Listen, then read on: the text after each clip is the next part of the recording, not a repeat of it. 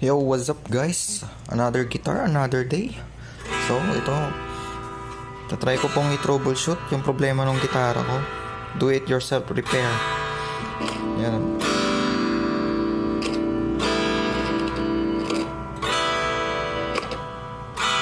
Nahalata nyo na kung ano yung reject sa kanya. Ayaw nung bridge, tapos nung neck tumunog. Yan yung amp.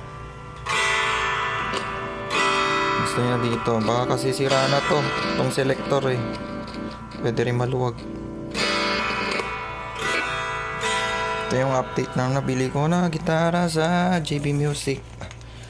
Pinapatry kong ipa-repair or parang hindi ko na mahabol yung warranty niya dati.